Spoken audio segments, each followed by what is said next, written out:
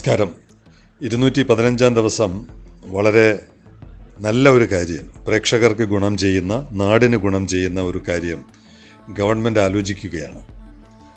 നമുക്ക് തുറമുഖം വരുമ്പോൾ എന്ത് ചെയ്യണമെന്നുള്ളൊരു വലിയ ആശങ്കയിലിരിക്കുകയാണ് നമ്മൾ. എന്ത് ബിസിനസ് ചെയ്യണം, എവിടെ തുടങ്ങണം എന്നൊക്കെ ആലോചിച്ച് വിഷമിച്ചിരിക്കുന്നവർക്ക് വളരെ ആശ്വാസകരമായ കാര്യമാണ് ഗവൺമെൻറ്റിൻ്റെ പുതിയ നാഷണൽ ട്രേഡ് നെറ്റ്വർക്ക് NTN. വിശദാംശങ്ങളിലോട്ട് വരാം. നിലവിലുള്ള അവസ്ഥ ഗവൺമെൻറ് തന്നെ അനലൈസ് ചെയ്ത് പറയുന്നുണ്ട്. On e-commerce it said that India has more than 20 lakh firms that produce good quality products and services, but less than 1 lakh of these exports. 20 ലക്ഷത്തോളം സ്ഥാപനങ്ങൾ, ചെറുതും വലുതുമായ സ്ഥാപനങ്ങൾ ഇന്ത്യയിലുണ്ട്. പക്ഷേ ലെസ് ദാൻ 1 lakh, 1 ലക്ഷത്തിൽ താഴെ മാത്രമാണ് ഇത് വിദേശ വിപണി ലക്ഷ്യമിടുന്നത്.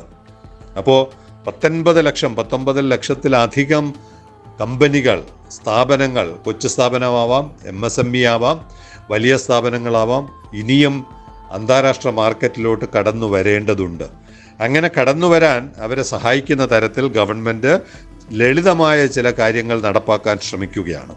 തീർച്ചയായും വളരെ പോസിറ്റീവായിട്ടുള്ളൊരു സമീപനമാണത്. ചൈനയുടെ അന്താരാഷ്ട്ര മാർക്കറ്റിലോട്ടുള്ള കടന്നുകയറ്റവും വളർച്ചയും കണ്ടുകൊണ്ടാണ് ഗവൺമെൻറ് ഓഫ് ഇന്ത്യയും ഇത്തരം ഒരു തീരുമാനമെടുത്ത് അതിൻ്റെ പ്രായോഗിക വശത്തിലോട്ട് കടക്കുന്നത്. വെറുതെ പ്രസംഗമല്ല, അതിന് ടാൻജിബിളായിട്ട് ഇന്ന കാര്യങ്ങൾ നമ്മൾ ചെയ്താൽ എക്സ്പോർട്ട് കൂട്ടാൻ പറ്റും എന്നുള്ളതാണ് ഗവൺമെൻറ്റിൻ്റെ സമീപനം. ഇറ്റ് സെഡ് ദാറ്റ്, ഗവൺമെൻറ്റിൻ്റെ ആ പഠന report, it said that a national trade network would help enable all export-import related compliance online. നമുക്ക് വീട്ടിലിരുന്നു കൊണ്ട് നമ്മുടെ ഒരു ചെറിയ ലാപ്ടോപ്പിൽ അല്ലെങ്കിൽ ഈവൻ മൊബൈലിൽ നിന്ന് പോലും നമുക്ക് ഇത്തരം കാര്യങ്ങൾ ആരംഭിക്കാൻ പറ്റുന്ന വിധത്തിൽ ലളിതമാക്കുകയാണ്. കയറ്റുമതിയുമായി ബന്ധപ്പെട്ട വിഷയങ്ങൾ ലളിതമാക്കുകയാണ്. Besides centralising the submission of all required documents and information online, എല്ലാം നമുക്ക് ഓൺലൈനിൽ ചെയ്യാൻ പറ്റുന്ന, ഈവൻ അക്ഷയയിൽ പോയാലും ചെയ്യാൻ പറ്റുന്ന തരത്തിൽ എല്ലാം ഓൺലൈൻ ആക്കാൻ പോവുകയാണ്. Eliminating the need for separate interactions with customs, DGFT, shipping companies, ports and banks. വലിയ ആശ്വാസം തോന്നില്ലേ കേട്ടപ്പോൾ? അവസാനത്തെ വരി കേട്ടപ്പോൾ ആശ്വാസം, എനിക്ക് വളരെ ആശ്വാസം തോന്നുന്നുണ്ട്. ആരെയൊക്കെയാണ് ഒറ്റയടിക്ക് ഒഴിവാക്കുന്നത്? കസ്റ്റംസ്, DGFT എന്ന് പറഞ്ഞാൽ director general foreign trade, shipping companies, ports and banks, എല്ലാം ഒറ്റയടിക്ക് നമുക്ക് ഓൺലൈനിൽ ചെയ്യാൻ പറ്റുന്ന തരത്തിൽ സിംപ്ലിഫൈ ചെയ്യുകയാണ്.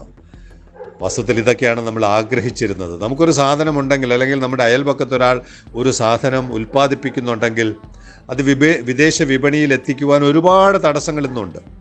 അതെല്ലാം ലളിതമാക്കി കൊടുത്തുകൊണ്ട് നമുക്ക് ഓരോരുത്തർക്കും തന്നെ ഇത് ചെയ്യാൻ പറ്റുന്ന തരത്തിൽ സിംപ്ലിഫൈ ചെയ്യുന്നതാണ് ഈ technology. It would intelligently distribute information to the relevant agencies bound by a service agreement to ensure responses within 2-5 hours allowing online permissions. വളരെ പെട്ടെന്ന് നമ്മളൊരു അപ്ലോഡ് ചെയ്താൽ, ഒരു കാര്യം നമ്മൾ അപ്ലോഡ് ചെയ്താൽ 2-നും 5-നും ഇടയ്ക്ക്, 2 മണിക്കൂർ 5 മണിക്കൂർ അതിനിടയ്ക്ക് നമുക്ക് കൃത്യമായ മറുപടി തരാൻ ഇവർ ബാധ്യസ്ഥരാണ്. ആ തരത്തിലാണ് ഈ ഓൺലൈൻ സംവിധാനം ഡിസൈൻ ചെയ്യപ്പെട്ടിരിക്കുന്നത്. ഇതിലൂടെ പല കടമ്പകളും മാറിക്കിട്ടും എന്നാണ് പ്രതീക്ഷ. വലിയ ചില സ്ഥാപനങ്ങളെ ബൈപ്പാസ് ചെയ്യുകയല്ല, ഓൺലൈൻ വഴി അവരെ കൊണ്ട് കമ്മിറ്റ് ചെയ്യുകയും, നേരത്തെ പറഞ്ഞ 2 മുതൽ 5 മണിക്കൂറിന് വരെ ഉള്ളിൽ തീരുമാനങ്ങൾ എടുക്കേണ്ട സ്ഥാപനങ്ങൾ ആരൊക്കെയാണ്? സിംപ്ലിഫയിങ് RBI, banking, customs, GST and DGFT rules related to e-commerce export will help them to start exporting handicrafts, jewelry, ethnic wear, decorative paintings, Ayurveda and many more products.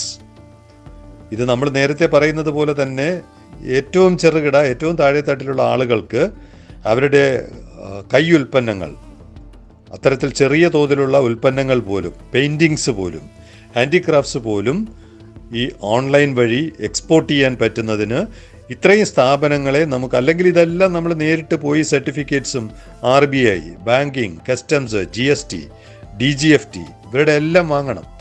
അതിന് പുറമെയാണ് നേരത്തെ നമ്മൾ പറഞ്ഞിട്ടുള്ള പല സ്ഥാപനങ്ങൾ. ഇതെല്ലാം ഒഴിവാക്കി തരുന്ന തരത്തിലാണ് നാഷണൽ ട്രേഡ് നെറ്റ്വർക്ക് എല്ലാം ഓൺലൈനിൽ. ഒരു ലാപ്ടോപ്പ് ഉണ്ടെങ്കിൽ ബാക്കിയുള്ള കാര്യങ്ങളെല്ലാം നമുക്ക് ഓൺലൈനിൽ തന്നെ ചെയ്ത് നമ്മുടെ ബിസിനസ് നടത്താൻ പറ്റുന്നതാണ് ഈ സംവിധാനം. ഇനി ഇവിടെ നമ്മുടെ പോർട്ടൽ നാളെ വരാവുന്ന ചില തൊഴിലവസരങ്ങളുടെ സൂചനകളാണ്. ഇതിപ്പോൾ ചെന്നൈയിൽ നിന്നാണ് ഈ ഇൻഫർമേഷൻ കിട്ടുന്നത്. Required job profiles, F card, G card. നമ്മൾ കഴിഞ്ഞൊരു എപ്പിസോഡിൽ ഇത്തരം കാർഡുകളെ കുറിച്ചൊക്കെ പറഞ്ഞിരുന്നു. കസ്റ്റംസുമായി ബന്ധപ്പെട്ട് F card, G card holder required. രണ്ടാമത് CFS operation Kattupalli, staff with 2 years experience, operation staff, import and export. ഇതൊക്കെ ഒരു സൂചനയാണ്. നാളെ ഇവിടെ വരുന്ന കമ്പനികൾ, ഷിപ്പിംഗ് കമ്പനികൾ തൊഴിലന്വേഷകരെ ആവശ്യപ്പെടുന്നത് ഇത്തരം എക്സ്പീരിയൻസ് ഉള്ള ആളുകളെ ആയിരിക്കും അപേക്ഷ അയക്കാനോ അല്ലെങ്കിൽ നേരിൽ ഹാജരാകാനോ ആവശ്യപ്പെടുന്നത്. അതുകൊണ്ട് നമ്മൾ ഇത്തരം എക്സ്പീരിയൻസ് നേടാൻ എങ്ങനെയെങ്കിലും ശ്രമിക്കുക. ഈ പരീക്ഷകൾ എഫ് കാർഡ്, ജി കാർഡ്, അതുപോലുള്ള എച്ച് കാർഡ്, അതുപോലുള്ള പരീക്ഷകൾ പാസ്സാകാനും ശ്രമിക്കുക. ഇനിയൊരു പ്രതികരണമാണ്. ഇന്നലത്തെ സെയിലിംഗ് കമൻട്രിക്ക് ഒരു പ്രതികരണം. അസീം അസീസ്, പാസഞ്ചർ ഷിപ്പ് അടുക്കാൻ ക്രൂയിസ് ടെർമിനൽ വേണ്ടേ? വേണം, ഇല്ലാതെ എങ്ങനെയാണ് ക്രൂയിസ് കപ്പലുകൾ എങ്ങനെയാണ് അടുക്കുക? കമേഴ്ഷ്യൽ ഓപ്പറേഷൻസ് നടക്കുന്ന സ്ഥലത്ത് എങ്ങനെ ടൂറിസ്റ്റുകളെ ഇറക്കും? കമേഴ്ഷ്യൽ ഓപ്പറേഷൻ നടക്കുന്ന സ്ഥലത്ത് ടൂറിസ്റ്റുകളെ ഇറക്കാൻ പറഞ്ഞില്ലല്ലോ. കണ്ടെയ്നേഴ്സ് തലയിൽ വീണാൽ ആരുത്തരവാദിത്വം പറയും? അസീം അസീസ് എന്തായാലും ഉത്തരവാദിത്വം പറയേണ്ടി വരില്ല, ഉത്തരവാദിത്വം ഏൽക്കേണ്ടിയും വരില്ല.